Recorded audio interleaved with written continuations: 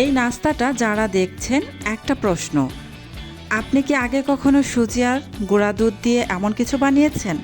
না বানিয়ে থাকলে আজকে ট্রাই করুন, দেখবেন। কারণ এই রেসিপিটা একবার বানালে ভুলতে পারবেন না। আর ভিডিওর শেষে একটা প্রশ্ন করব, উত্তর না দিয়ে কিন্তু যাবেন না। চলুন শুরু করি। একটি বাটির মধ্যে আমি 1 কাপ পরিমাণ সুজি নিয়ে নিয়েছি আর 1/3 কাপ পরিমাণ চিনি নিয়ে নিয়েছি। এবার এর মধ্যে একটি ডিম ভেঙে দিয়ে দিলাম। ডিমটা আমার ফ্রিজে ছিল, তাই 30 মিনিট আগে বের করে তারপর দিয়ে দিচ্ছি গুঁড়া দুধ 1/3 কাপ পরিমাণ। এবার এখন দিয়ে দিব লবণ স্বাদ অনুযায়ী, 1 চিমটি পরিমাণ সাদা এলাচের গুঁড়া দিয়ে দিলাম। এবার চামচের সাহায্যে সমস্ত কিছু ভালোভাবে নেড়ে মিশিয়ে নিচ্ছি।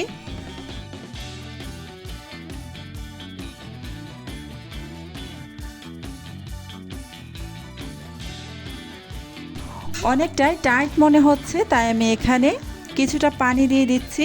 অল্প অল্প পানি দিয়ে, খুব বেশি শক্ত বা একদম ঢেলঢেলে নরম হবে না, মিডিয়াম করেই আমি এই মিশ্রণটা বানিয়ে নিব।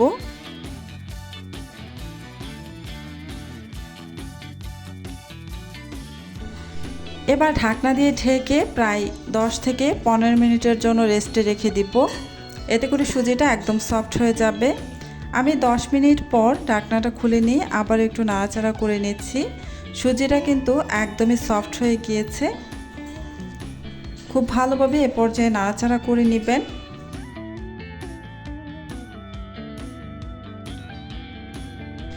এবার হাতের সাহায্যে অল্প অল্প মিশ্রণ নিয়ে আমি প্যানের মধ্যে দিয়ে দিব।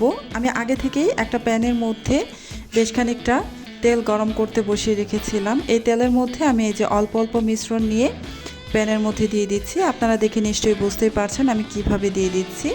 এভাবেই আমি সবগুলো দিয়ে দিব।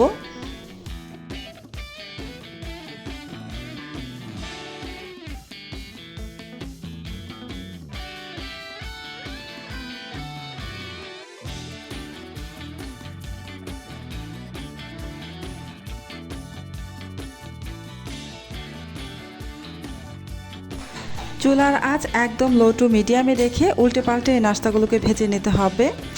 এই নাস্তাগুলো হতে কিন্তু খুব বেশি সময় লাগে না, একদমই অল্প সময়ে এই নাস্তাগুলো কিন্তু হয়ে যায় আর খুব দ্রুত কালার চলে আসে। তাই অবশ্যই চুলার আঁচ একদম মিডিয়াম টু লো আঁচে রাখবেন।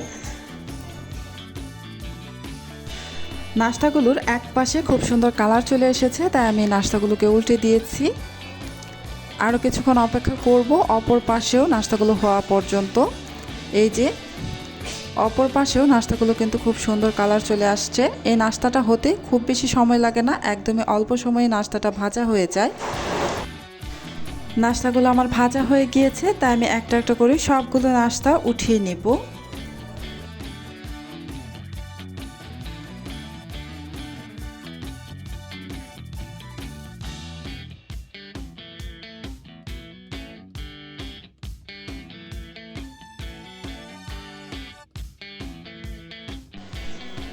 এই তো সবগুলো নাস্তা আমি উঠিয়ে নিয়েছি। দেখতেই পাচ্ছেন কতটা সুন্দর হয়েছে, খেতে কিন্তু ভীষণই মজার। এখন বলুন তো, এই নাস্তাটা আপনি কয়টা খেতে পারবেন, নাকি পুরো প্লেটটাই শেষ করে দিবেন? কমেন্টে আপনার উত্তরটা লিখে অবশ্যই জানাবেন। আর এই রেসিপিটি যদি আপনাদের কাছে ভালো লাগে একটা লাইক দিন আর কমেন্ট শেয়ার করে দিবেন। আমার চ্যানেলটি যদি সাবস্ক্রাইব করে দেওয়া না থাকে, অবশ্যই আমার চ্যানেলটি সাবস্ক্রাইব করে পাশে থাকা বেল আইকনটি প্রেস করে রাখবেন। এতে করে যখন আমি নতুন কোনো ভিডিও আপলোড করব তখন সাথে সাথে আপনার ওখানে নোটিফিকেশন পৌঁছে যাবে। আল্লাহ হাফিজ।